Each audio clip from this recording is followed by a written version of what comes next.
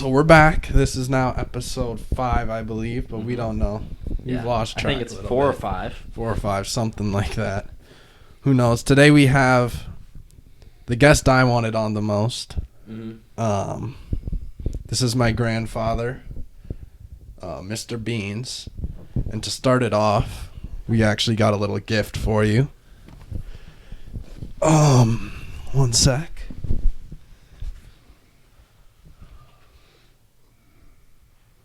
Now, if you read that out, what's that say on there? Stella Artois. I don't have my glasses in. That says Richard Beans? Old Dick Beans. Old Dick. What a gift. So, yeah, I wanted to start. I have a question. Okay. My middle name is Richard. Yes. I assume after you. I believe it was, yes. Yeah. So, me growing up in school, I've gotten the whole Henry Dick Harper as a little dick joke. Yeah. Now your name is Dick Beans. Well, it's Richard Beans. Richard Beans, but you go by Dick. Yeah, that's a nickname. Yeah. When you were growing up, did you get that a lot or no? I had a lot more puns on the last name Beans. Really? Yeah, beans, the musical fruit. The more you eat, the more you toot. Whoa. Crazy. That must have did something to you, huh? Well, you remember that. I did particularly like it, but, you get used to it. It's a very distinctive name. To be fair, though, I would rather have that. I mean, at least that has some depth to it over. They could. It's an easy shot if you just go. Okay. Yeah. So, when you were growing up, did you go by Dick or Richard? Dick. Dick. Okay. For the most part. Yeah. Professionally, I've always gone by Richard. Right. So, yeah, I want to talk about your childhood because you had a crazy one. You always tell us stories. Okay, well, I was born September 7th, 1941, exactly 3 months before Pearl Harbor, the start of the World War II. I lived on a farm, Walnut Grove, Minnesota, down in the southwestern part of the state. My parents were sharecroppers. They didn't own the land. Everything we raised, we got to keep 3/5, and the landlord kept 2/5. In the 40s and early 50s, it was a much different world than it is today. We didn't have, I think we got electricity when I was 5. We didn't have running water or an indoor toilet until I was 16. I was the oldest of 3 children, and on a family farm, you have to work. You've got chores. I was driving tractors in the field already when I was 8 or 9 years old. And where you grew up, I think I've been there, the Walnut Grove farm. Maybe a different one. You were at my grandmother's farm, I believe. Got it. So the farm that I grew up on is no longer, well, it sort of exists, but most of the buildings are gone. So if I'm correct, that's a really small town, but it is kind of coined as the town I think it reached its maximum population of about 1,000 in 1950, and today it's lost population. It's probably about 750 people. But that one I actually lived 6 miles north of there. Well, that's also, isn't that the town that Little House on the Prairie was? Little House on the banks of Plum Creek. The Laura Ingalls Wilder story is set in Walnut Grove. And Plum Creek ran through my grandmother's farm, about a mile downstream from where the Wilder bunker was. You ever meet her? Laura Ingalls Wilder? Yeah. No. Or the little girl running in the prairie? No. When I was in the 2nd grade, Laura Ingalls Wilder, the author, was in her 90s, and we wrote a class letter to her. I think she lived in Kansas City at the time, and we got a nice letter back from her. Oh, there you go. So kind of matter. And both sides of my family are buried in cemeteries that overlook Plum Creek. My father's side in the Catholic cemetery, just right outside Walnut Grove to the north. My mother's family 2 or 3 miles downstream in the Swedish Lutheran Cemetery. There you go. I want to talk about, because you've told me stories about stuff you've done that I thought you were crazy, but I guess that's how it is back then. Specifically, I don't know if you know where I'm going with this, but specifically your task as a little boy. Well, To put down the dogs by yourself. yeah, I was cultivating corn one day, and we had a neighbor. His name was Louis Elder, and he was a raiser. He raised National Grand Champion Black Angus bulls. And he had this bull this would have been 1955 maybe. The bull was worth $25,000. And we had 2 stray dogs that we had kept for years. Dogs were never allowed in the house on the farm. They slept in the garage or in the barn. But suddenly I see these 2 dogs, my 2 dogs, running across, coming from Elder's place. And Mr. Elder screeches up in a pickup and gets out, and he's got a rifle, and he's taking shots at them. He can't hit them because they're on the dead run. And it turns out that they had been chasing his National Grand Champion bull.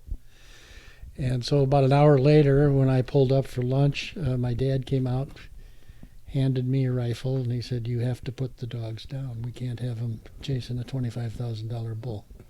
And I did. That's like a little Old Yeller moment, huh? That's got to do something to somebody, huh? I mean, growing up on a farm, you have a different relationship with animals. Were there to serve us. Now everyone has a dog, and they treat them like they're siblings, like they're part of the family, and it's a far more emotional thing than it was when I was growing up. They were fun. We played with them and everything, but they were dogs. Mm-hmm. They weren't people. And if they were going to cost you a lot of money, you had to act. Yeah. I actually put another dog down, too. Just for fun, or? No. No, it wasn't pleasant necessarily, but it was something I had to do. Yeah. I know you've made a few jokes here and there when Marley or Poppy make an accident in the house. That would have got them popped back in your house. And it's much cheaper than taking them to a vet. Yeah. That's true. Take them on around back and put them out of their misery, huh? Okay. There you go. Okay. No, but I can tell you another experience that I'm sure you've never had or never will have. We raised pigs, and we had a number of brood sows. And there would be litter time when they would start dropping their litters. Well, I remember being awakened by my father, and I was maybe 10, 11 years old. And one of the sows was having difficulty delivering. It was about 2 a.m. My dad wakes me up. He takes me out and washes up my arm. And I reach inside and do a breech delivery of the pig. My dad's arm was too big, but I delivered. The first one was coming out backwards, and that's why she was having a problem. Got it straightened out, and I delivered. I can't remember how many pigs that way. Oh. So, does your dad, was he super grateful that you did that, or was that just kind of it was expected? It was part of the job. Yeah. My arms were small, and it was the least painful to the sow. Yeah. And it was something that she was going to die if you didn't solve this. So what, were your other siblings not there to help? Well, they were younger. My brother was 3 years younger. He's passed away now. My brother Alan was 3 years younger. Yeah. And my sister was actually 14 years younger than me. She may not have even been born yet. Oh, so yeah, you were really young. And I don't know if you have that photo digitized, but if you do, I can put it up on this screen. I've got it. And I think you know the photo I'm talking the about. The one riding the pig? I mean, that pig was maybe 5 times the size. Well, that of was your the body. boar we had. His name was the only pig we ever named. His name was John. Oh. And we had him for several years, and we bred a lot of baby pigs through him. Yeah, I mean, how old were you there? Because that pig was... I was probably 11, 12. So that pig was just huge, or that boar. Oh yeah, no, he was probably 500 pounds. What? Oh, man. That's nuts. If you remember that picture, my feet can't reach the ground. Yeah. Oh no, it was massive. It was a massive. Like he was riding it like I'd ride a horse now. Like it was a huge pig. So yeah, I think now. So. Because then you went into what? After that, you decided to get out of Walnut Grove. You didn't like it. Well, there were 39 kids in my high school class, and I was the only one, both of whose parents were high school graduates. And I was a good student. I was captain of the only undefeated team, Walnut Grove football team they'll ever have, because the school no longer exists. Nice. Co-captain, actually. Nice. And I was a good student. I won a scholarship to St. Thomas and St. Paul. And I was the first member on either side of my family to go to college. Oh. And I went to St. Thomas for 3 years, 1959 through the spring of 1962. And in the fall of 1961, the American Peace Corps had started up. And I applied, and so between my junior and senior years of college, I spent 2 years in the Peace Corps in Pakistan. Now, I want to hear about this, because there had to be some crazy characters out there, huh? Well, it was the most instructive, gratifying, formative 2 years of my life. What exactly is it? Like, what do you do? The Peace Corps, the Peace Corps still exists, but they send Americans overseas to foreign countries, and you do jobs. You live with the population. And you learn the language. You work right alongside, in my case, Pakistanis. The first year I was there, I was stationed at an agricultural college, Tandojam Agricultural College. It's about 150 miles northeast of Karachi in Pakistan, in the province of Sindh. And in that college, I did a couple things. I helped professor teach English to freshman students there, and I also had developed a course in I had science courses in both high school and in college, and so I knew how to use microscopes and cameras, and I had taught photography at a summer camp one summer. So I developed a course in microphotography for some of the grad students. And then the second year, and I also then for a few months I worked on a road building crew, driving tractors and grading. And the last 8 or 9 months I was transferred up to the central part of the country in the Punjab province, and I worked for a fascinating man. His name was Major Ahmed Bajwa. He was Muslim, but he had been in the Indian Army before India and Pakistan were partitioned in 1947. He had attended Sandhurst, which is the British West Point. Had been in the Indian Army, but when the countries were partitioned, he transferred to the Pakistani Army. And then when he retired from that, he became like an economic director for one little province. It was called the province of Montgomery in Pakistan. And we had some American funds, maybe $100,000 worth of funds of U.S. aid that we had about 400 different projects going on, and my job was to keep track of them, building a well in this village, bringing electricity to another village, and things like that. And when I finished my Peace Corps service, I spent then the following 2 months, a friend and I, Tex Morris, that I'd been in the Peace Corps with, and I ended up in southwestern Germany. We bought motorcycles, and we toured Germany, across Germany to Munich, down through Innsbruck in Austria, down to Italy, down to through Milan, Genoa, and then we followed the coast all the way to Barcelona, Spain. So, And the only place, my one adventure there, it's the only time I've ever been in jail. yep. Here it is. Whoa, wait a minute. You went to jail? Monte Carlo, Monaco. Oh. It was a Sunday morning. We had slept in some little hotel in France, and we crossed the border into in Italy rather, and we crossed the border into France, and just shortly after, the little Principality of Monaco, which is about a half square mile. It's a beautiful harbor. Tex had a bigger motorcycle than me. He got ahead, and at the top of the hill, the highway split. One went down into the city, one went around. He took the wrong turn. He went around. He had been out of sight, so I go down into the city. No Tex. And I figured he must have taken the wrong road. I turn around, go back up the hill, meet him. He's coming back down. And we start driving through. It's a Sunday, 9 o'clock on a Sunday morning, maybe 8:30. And two French gendarmes on motorcycles start following us.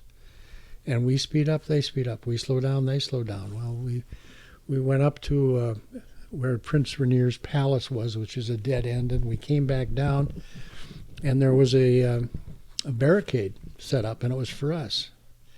It turns out there had been a jewel robbery the day before, and they were hyper vigilant for suspicious characters. And evidently, what had happened is that when I realized I had lost Tex and turned around, I had turned around in front of these motorcycle policemen, and I hadn't realized it, and they thought I had seen them and suspicious. So we get hauled off to jail. Beautiful jail at Monte Carlo. It's got 2 cells. It's small. It's got 2 cells. There's 2 cells in the whole jail? Yeah, it isn't that big. And there was a guard, very nattily dressed, with an Uzi machine gun in front of each cell. And we sat there for a couple hours, asking to see the ambassador of the American embassy, and they ignored us completely. Until finally a detective came in, and he'd obviously been roused out of sleep on a Sunday morning, and he takes us into an interview room and questions us for maybe 45 minutes, and finally, why are we being held? Well, then he explains, well, why did you turn around when you saw those cops? I said, I didn't know they were there. In the interim, they had searched all our luggage, and finally we're released. We get on our motorcycles. We don't go 2 blocks, and we come to a roundabout where there's a traffic policeman holding up his hand. He sees us. He pulls out a .45, pulls over to the side, and he's calling, and he doesn't know we've been arrested and questioned. And I'm sitting on my motorcycle with this gun in my face while he searches for Frank's, because he's at a payphone trying to call in.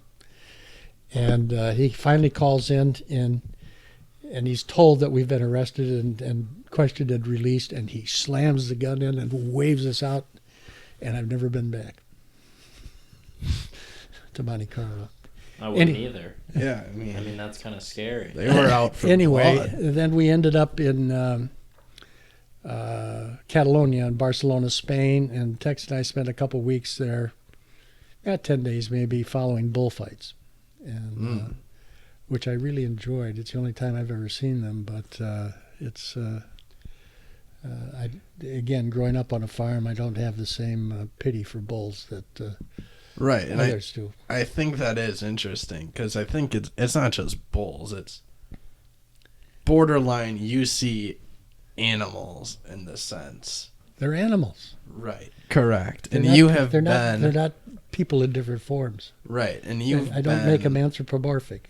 And you have been it feels like you've been damn near everywhere in the world. Well, I've been in all, since I'm 81 now. I've been on all 7 continents. I think I've been to Africa 9 times, Antarctica twice, South America 6 or 7 times, Asia 7 or 8 times. Do you think you might be at a majority of countries now? No, I've probably been, I think there are 190 countries in the world, and I think I've been in about 70. So you're getting there. You're almost at the halfway point. But no, with that, you've been to a crazy amount of places. And with that comes the opportunity to do some crazy stuff. Including, I remember you took our family to Brazil, and we had the opportunity to eat guinea pig. And I remember I was young, and I said, "No way am I eating a guinea pig." That doesn't sound too bad. Guinea pig? It's maybe it's the way they prepare it. It was in when we went to the Galapagos. It was in Peru where we had it. And in Peru, I've been to Machu Picchu, but in the old city of Cusco, there's a cathedral there, and it's got a huge mural on the wall of the Last Supper. And but they incorporated local stuff in there because they're eating guinea pig in that mural. It's a small animal. They chop it up, bones and all, and I've had it, but. So what all have you eaten? What's your crazy meats you've had? Well, I think when I was in Pakistan, I had deep fried chicken testes. How'd that taste? It's kind of chewy. I had peacock. In fact, I went hunting. I probably one of the few people who shot a wild peacock. Is that more rewarding when you hunt something and then you eat it? I used to hunt a lot. I used to enjoy it. You feel like a provider when you do that? Well, I don't know how I feel. I don't hunt anymore, but... yeah. I mean, I remember you took me out to the range one time, and I felt like I was dead shot. I wasn't missing. You were... I was the best. I was the best sniper in the world. You were. It was in your mind mostly. Oh, actually, when I went to the gun range one time, I put a 12 gauge shotgun in my armpit. I didn't know how to shoot. Oh, that hurts, doesn't it? It hurt so bad. I started crying. I was like 9 years old. What happens? It kicks. There's back. a big kick. Oh, it kicks into your. Oh yeah. It's like. What other questions do you have now? I'm trying to think. I want to hear a few more stories because I remember. I mean, you've taken us all over the place, and even the last trip you took me on was to Alaska with one of your good buddies, John Holtman, and I was wondering, with that, how often is it? How often do you go on trips with like your old friends? Because you just talked about. Oh, after I got back from the Peace Corps, I didn't do a lot of traveling. I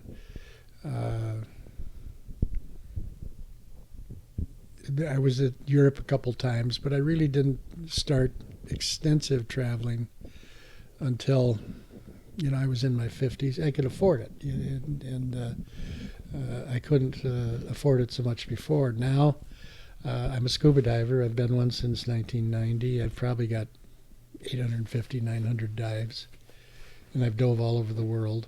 And I'll put up this picture on the screen, and I'll show you right now. You showed me a picture of one of your latest. Was that your last time you went scuba diving? Is this the one with the mantas? It's the one where you fell it was like your last day, and you fell off the deck. Oh, yeah, that's the last time I went driving. I was in the Maldive Islands south of the Yeah, Indian I Ocean. thought, when I saw that picture, I was kind of shocked you weren't a goner. Look at that, dude.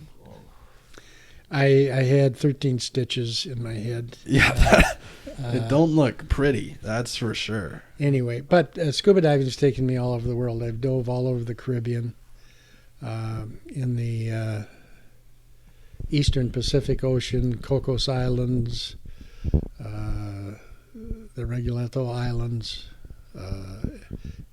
Conception Island, where I went scuba diving with great white sharks. I was in cages, and I've dove in the Great Barrier Reef in Australia, in the Red Sea. off Zanzibar in the Indian Ocean. Everywhere. And I'm gonna ask you a question that might be impossible to answer. If you had to suggest for me to go one place scuba diving, where would you suggest? Probably take a trip to the Socorro Islands in the Eastern Pacific. They're about 250 miles south of Cabo San Lucas, Mexico. But you'll see a great variety of sharks and manta rays and other stuff. And it kind of depends what you want to see. Palau, I've been to Palau 3 times. Fabulous diving there. And everything from sharks and mantas to beautiful coral.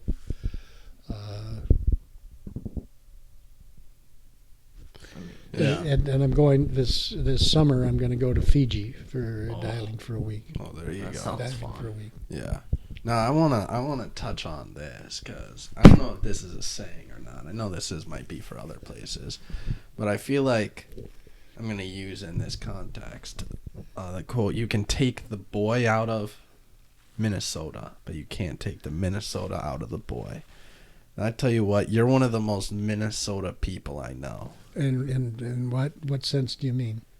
Oh, I heard one story. I feel like you do certain things that is just very Minnesotan. For instance, I would say, you might not agree, but I feel like you almost have to agree that your favorite meat is bacon. Oh yeah, well that's not Minnesota. That's not crazy, but Tell them what you said. Then the other one, which I find this is crazy. This is a little more interesting that you do this, is that when you're eating dessert, you like ice cream, which that's obviously normal, but then you like to top it with maple syrup. Try it sometime. It is fabulous. That's Minnesotan though. But it's just Minnesotan for you to have a bowl of ice cream and be like, huh, you know what? I'm gonna try this. Well, what made you try that? I don't know. You just tested it out one day. day. The ingredients, and I liked it. It wasn't a suggestion from anybody, or is maple syrup's one of your favorite delicacies? It is. It is. That's all. I don't stock any other kind of syrup. What is it? What's your top 5 food? Food? Well, bacon's certainly up there. I like good steak. I like potatoes in most forms. Yeah, that's fair. Now, if we go ingredient, like if we go solo, obviously potato steak, I think you would have to throw butter in there. Oh, yeah, butter I like a lot. I like white bread. Oh, yeah. I mean, white bread and butter. That's his thing. So right there. I want to ask you a question, food related, but back to your childhood. What was the most common meal you guys ate on the farm? Well, we raised chickens and pigs, so we had both of those a lot. We always had pork. We always butchered our own pigs, and potatoes. We had my mother had a very large garden, so in the summertime we would have corn. We would have peas. She canned. She canned applesauce always. She canned peaches in season. She made jams. Apple butter was a common thing.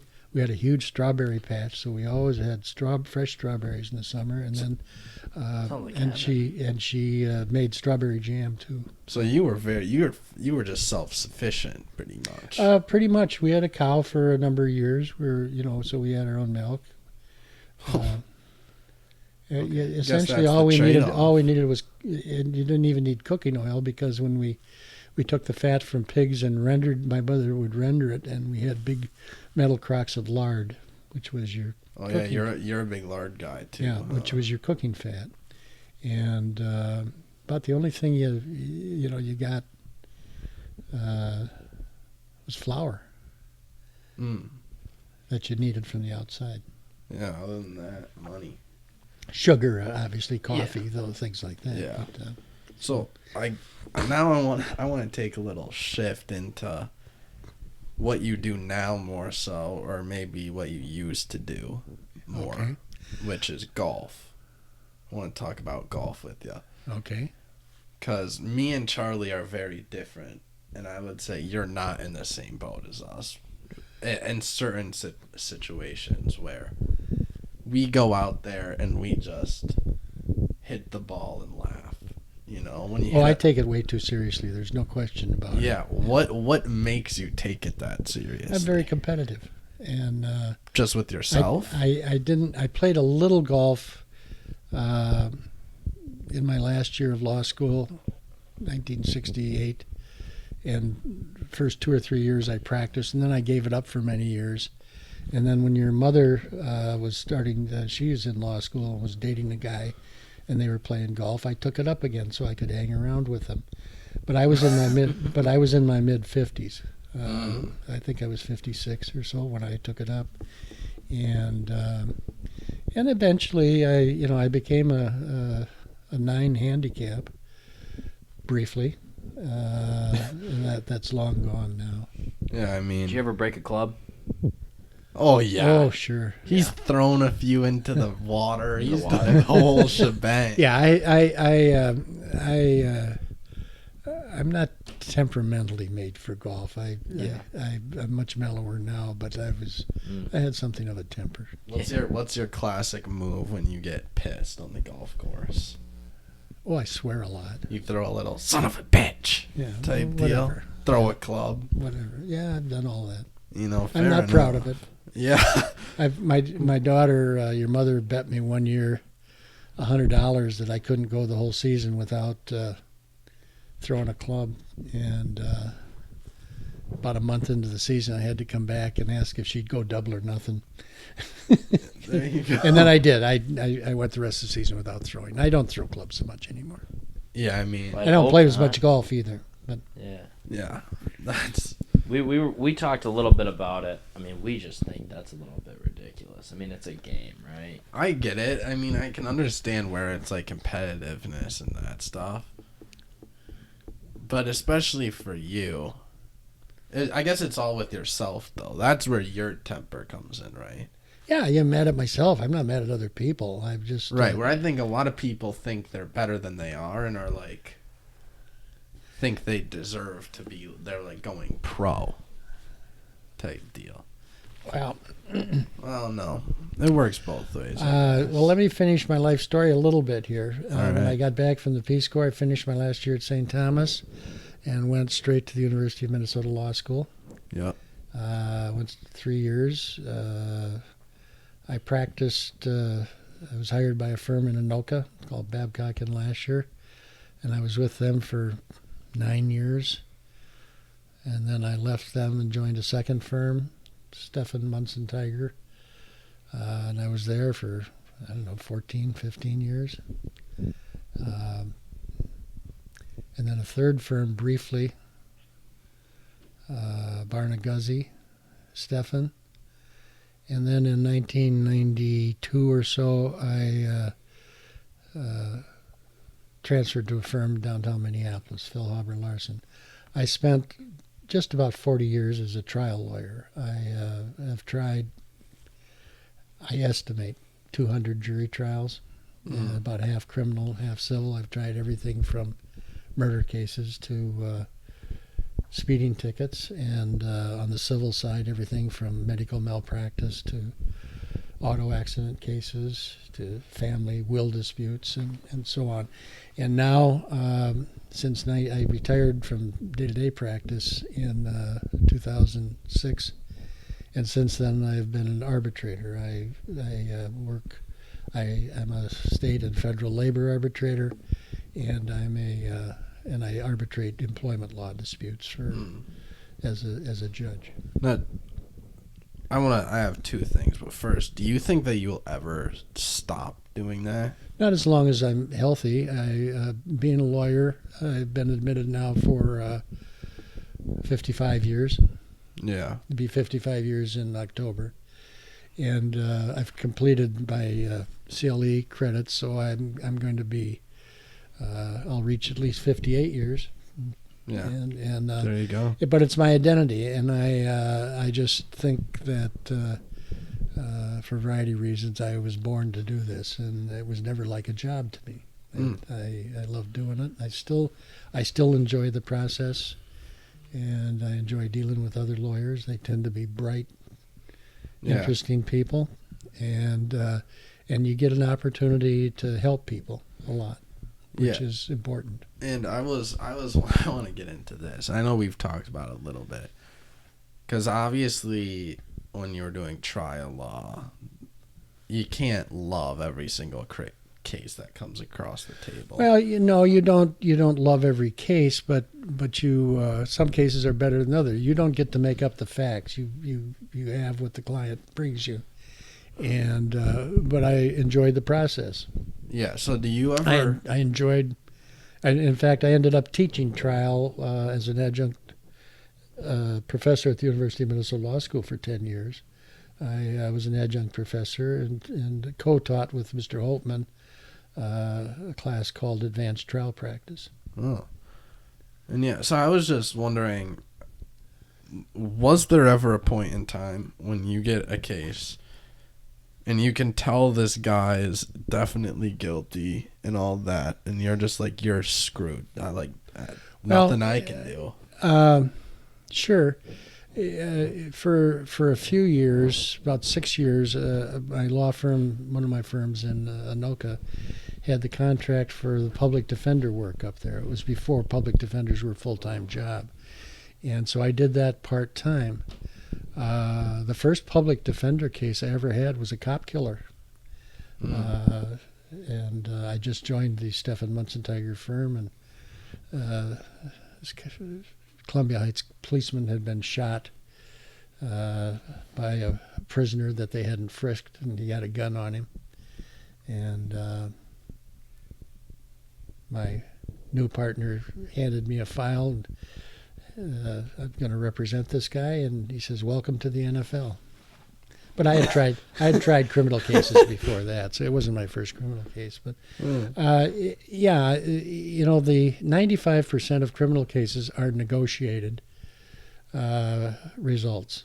You only about 5% get tried, and it's the standard of proof is fairly high, and by and large, the police usually have a good case.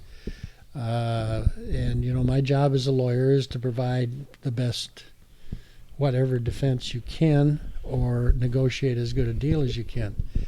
And in a lot of the negotiated cases, the fact is that prosecutors will overcharge. They'll charge a person with more serious crime than the facts warrant.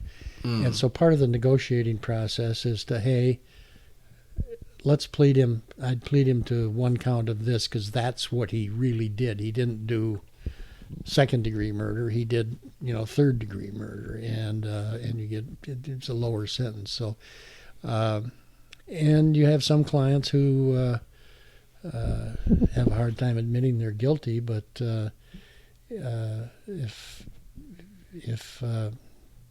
they never tell me they're guilty and they want a trial, I'll go try the case. And I lost my share. Obviously, everyone does. So, but my duty as a lawyer is to tell the client your best judgment. Yeah. And now, just based off of that whole thing, you were a lawyer for a very long time. Still a lawyer. And you still are. You're in law, and I think everybody knows that's a very, very respectable job, right? Well, so, yes. Or at the very least, yeah. It was for me. Some lawyers give us a bad name, but yeah, I'm not one of them. Oh, but I want to get into the fact that there was a point in time in your life where I assume you were probably a lawyer at this time, where you were considering giving that up to be a horse handicapper. And that's not races. quite true. When Canterbury Downs opened in, I think, 1985, I really got interested in horse handicapping, and I spent a lot of time out there. I've still got a shelf of books on horse handicapping, but I'm not a big bettor.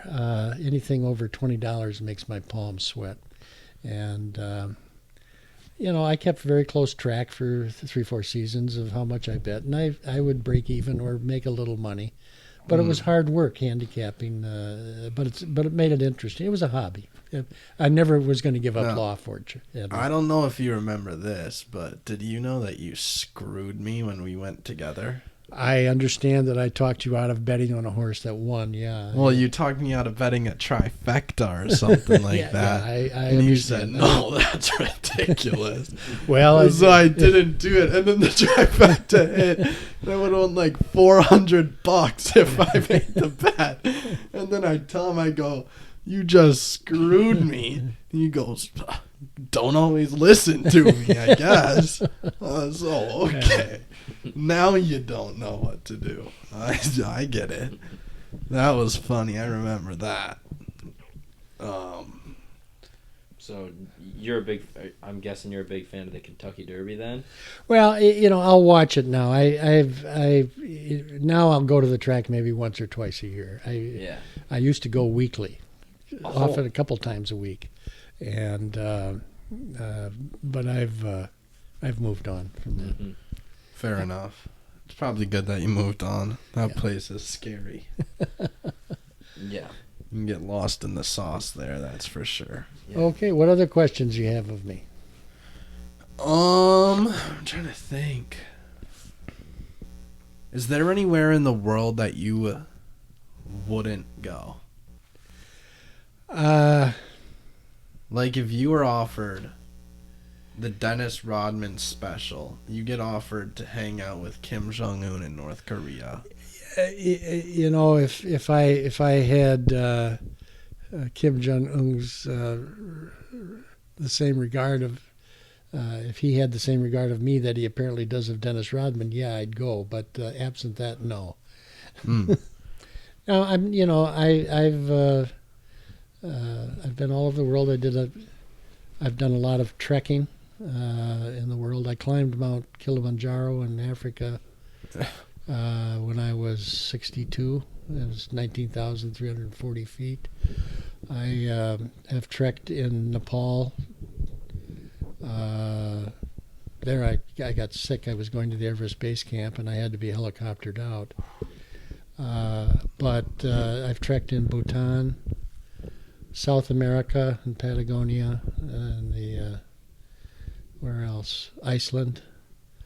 And one of my favorites was in Tibet. I spent a month in Tibet and started in Lhasa, and we drove 1,000 miles across behind the wall of the Himalayas to western Tibet, Mount Kailash, which is a sacred mountain. It's a 22,000-foot peak that's never been climbed because it's sacred to the Buddhists and to Hindus and to a local religion called Bon. And we were there for a Sagadawa festival, which is Buddha's birthday. And it started at the base of the mountain, and they raise a very tall pole that has thousands of prayer flags draped from it. And it takes them the better part of a day to raise this pole. And if the pole sits perfectly upright, perfectly perpendicular, it's a augury that the next year is going to be a good year. If it isn't, it might be a bad year. But then following the festival, you do a 35-mile, they call it a Kora, around Mount Kailash. You just walk? Yes. And it took 3 days. And we started at about 15,000. The whole Tibetan plateau is about 15,000 feet. But this takes you over a pass on the backside of the north side of Kailash. It's called the Domala Pass. It's about, my altimeter said I was at 18,600 or 700 feet when I went over that pass. I mean, it took 3 days, and doing that Kora, according to Buddhist legend, wipes away a lifetime of sin. Which so I had a fresh start. Fresh start? How old? Yeah, I was 64, maybe 65. So after you shot the dogs. Oh yeah, that was long. That was not a sin. Man, he's been forgiven for that one. That was not a sin. Well, so what? But I mean, that means you have what? 64. That means you have 17 years of sin, not reckoned for. I don't have 81. You don't have 81. That's fair. You got 17 though. Well, that might be enough to keep you in purgatory. No, he's fine. Who knows? I'm not worried about it. I think we're gonna have to go do that. Yeah, we might have to go. Yeah, we might have to make do a the trip. walk, the 35-mile walk. How many people are at this festival? There are actually hundreds, and most of them are a lot of Hindus are brought up from India to do this festival, and there were tourists, but probably fewer than 100 of us from European. I saw 5 or 6 people died those 3 days. A lot of the Indians come and they're not prepared for the cold or dressed for the high altitude, or they're not acclimated, and they get. I saw body bags come down on the backs of yaks. Oh man! So I am wondering, because when I think festival, right, I'm thinking like Woodstock. It's not like, it's like a religious. This is a religious festival. It's a Buddhist religious festival. So yeah, it's just like. I mean, can we be honest? Is the pole always standing straight up? No, it didn't stand straight up the year I was there, and there were riots between the Chinese and the Tibetans later that year. Well, there you go. Need to get a pole that just stands straight up, it seems. So I visited Lhasa. Was a fascinating city. The Potala, which was the home of the Dalai Lama, you've probably seen pictures of it, is a huge palace. Oh yeah. And there's the oldest temple, the Jokang Temple, is in the middle of the old city of Lhasa. Yeah. And you also do koras, walk around that 3 times. Yeah. To gain merit. A lot of walking. I tell you what. Guess we haven't really talked about this stuff much. You are an absolute history book, huh? You know everything. No, I don't know everything, but You know a whole I was lot. an English and history major in college. So. Well, I guess. And I read a lot, you know. So. And you've been a lot. You've been there a whole lot of I've places. seen a lot of places. So, I mean, that helps. I feel like last night we did another one with his brother. And he's also a big history guy, and it's making me and Charlie look like complete morons compared to. Yeah, it's not great to the ego. Just listing off like just being probably, outsmarted. Yeah, I mean, I'm over here like looking at you like nodding my head, pretending like I know where these places are. No, none of like, but.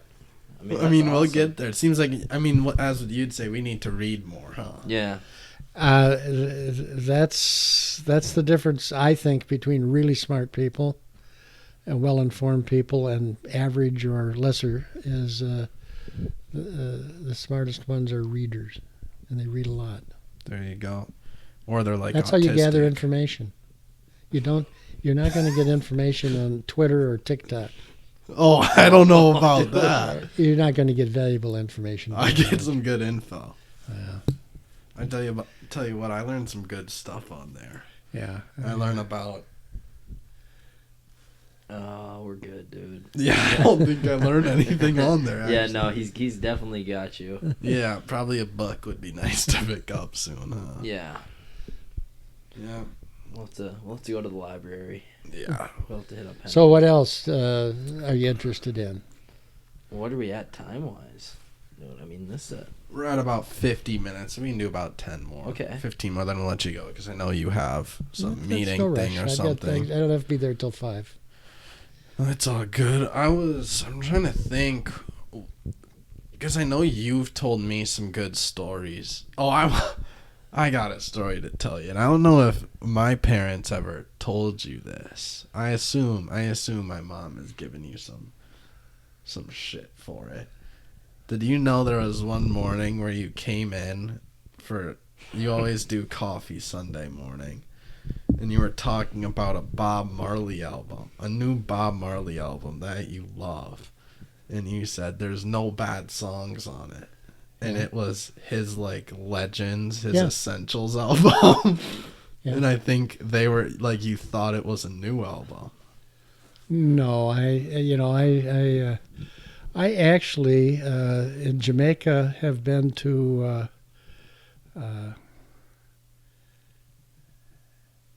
Actually, we had a villa right next to the one where Ian Fleming, who wrote the Bond books, Yeah. where his villa was and he died, and he sold it to Bob Marley's brother.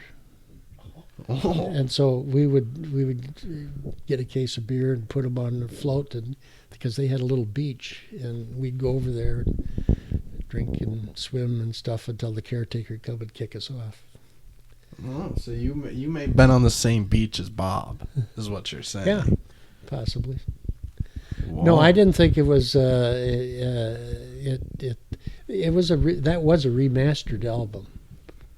What do you mean? Like they redid songs? No, they remastered. I don't know. Like production wise? I don't think that they remastered them. I think they just put them on almost like a playlist. That's usually what they do with Essentials. I don't know. Well, what I was wondering. I don't think it's a very good story. Well, then I was wondering what. He's just trying to. He was. What just trying to make What were you money. doing in Jamaica?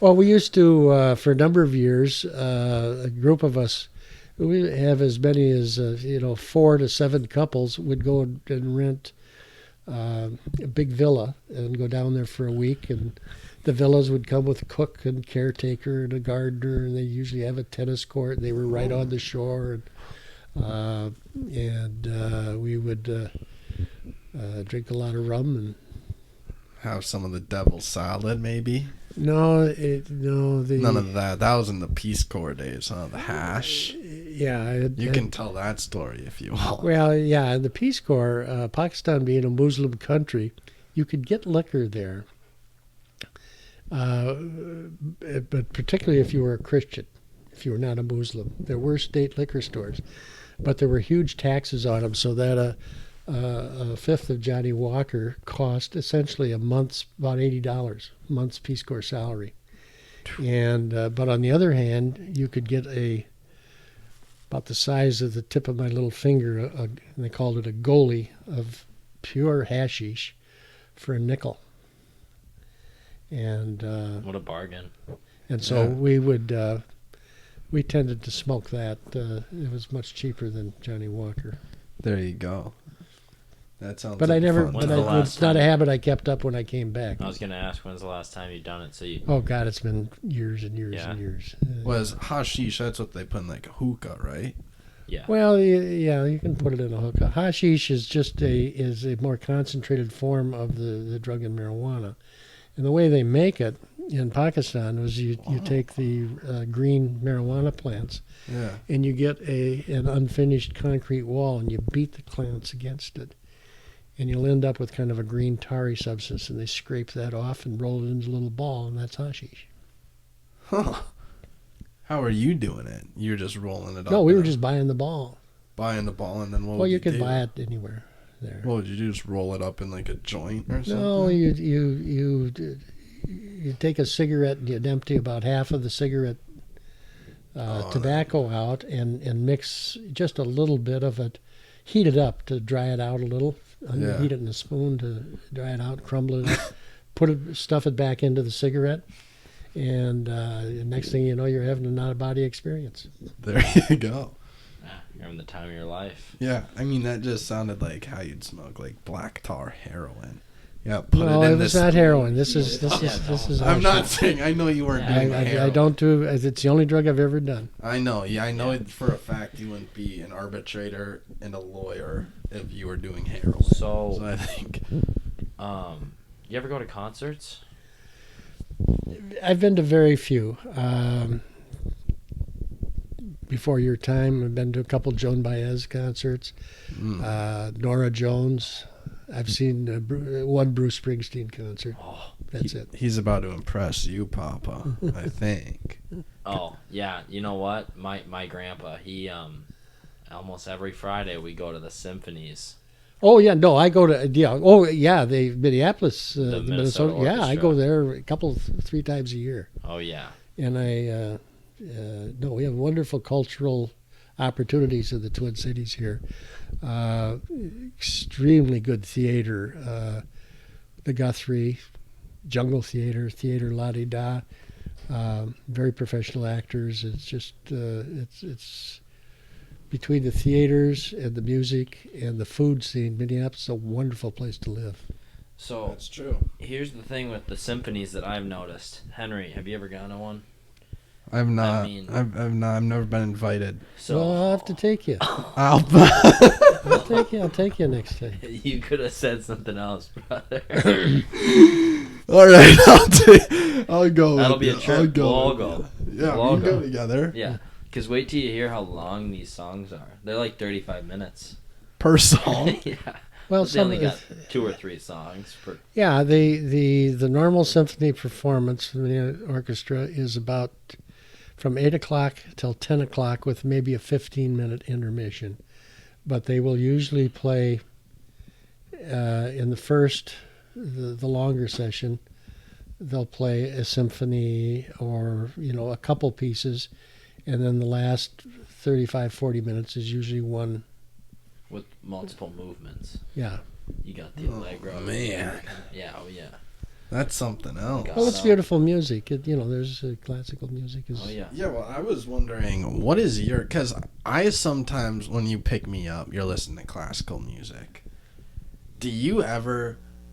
You're in the car, do you ever just blast the stereo and, sing? Maybe not a classical, but number whatever. one, I can't carry the tune to Happy Birthday. I'm not a good singer. I was the only non-musical member in my family. My mother and sister could play the piano by ear. Yeah.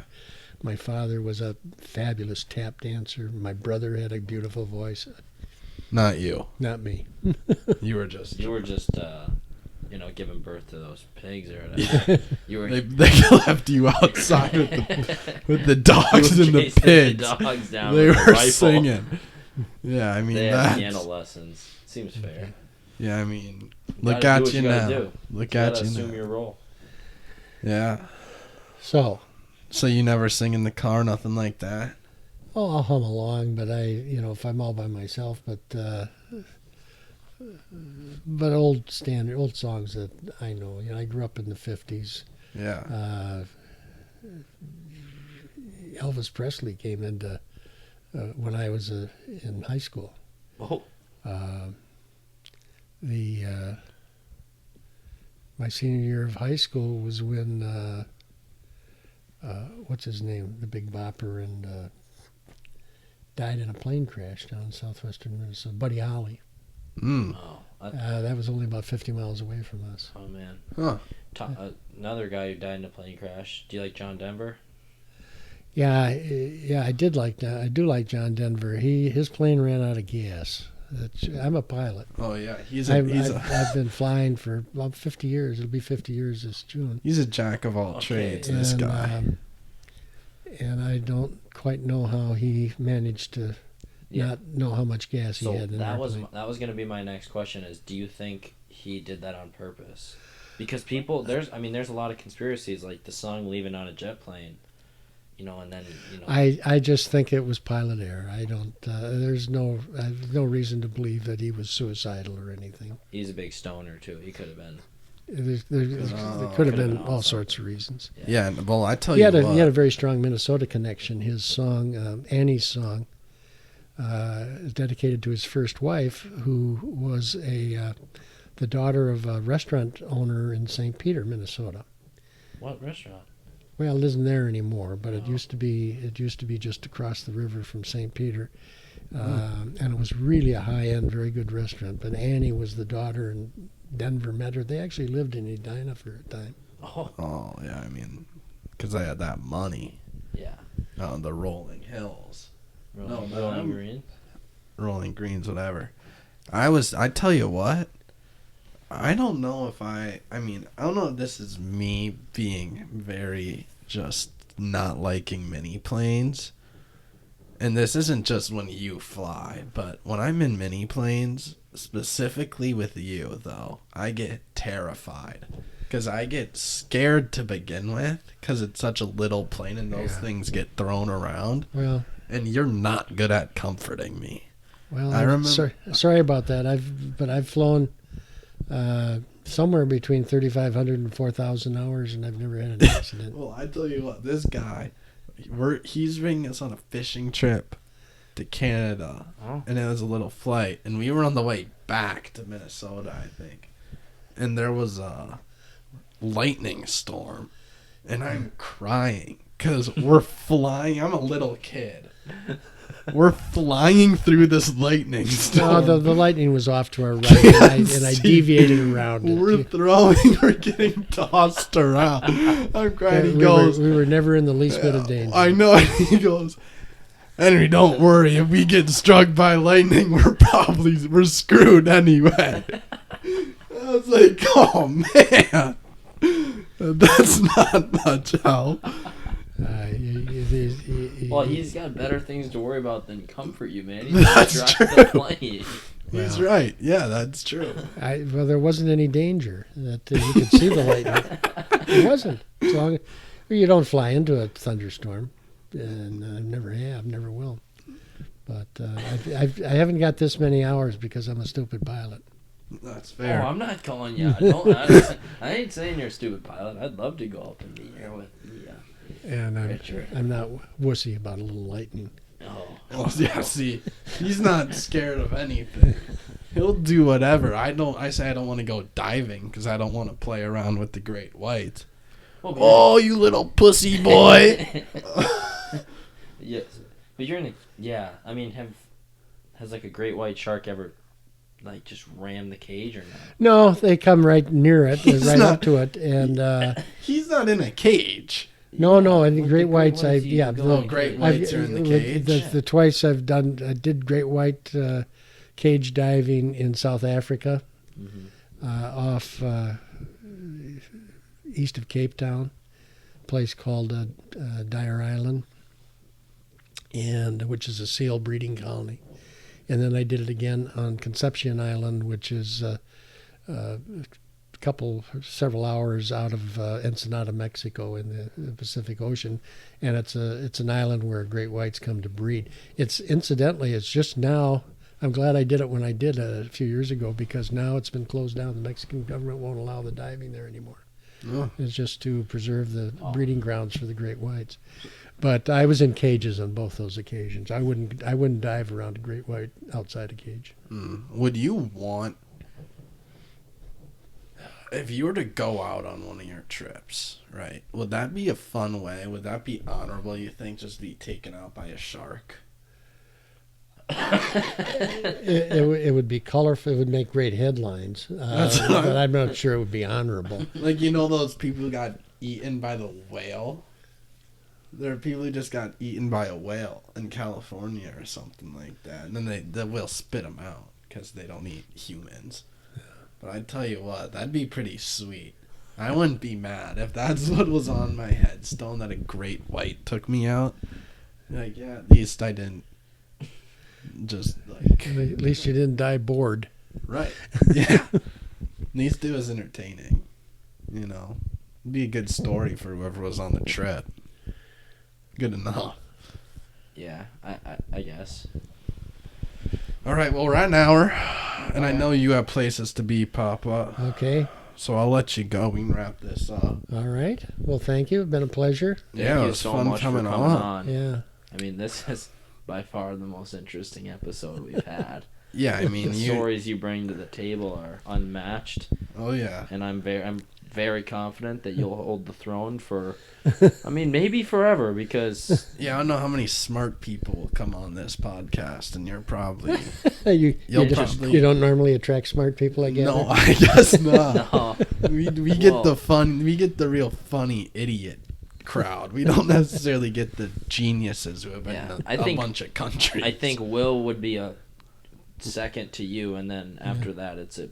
I don't even know if there's even a 3. Yeah. At this point. I think no offense. The rest is just like, okay, you guys were Yeah. Just not as smart as. But the you're champs. definitely you'll be on the podium You're forever, one. I'm sure. You're one. So. All right. Well, let me know when you edit and put it up, and We will. I'll watch it. And Liz and her son would like to look at it. But, Oh, yeah. We'll see. All right. I'll see if I'll even tell them how to find it. All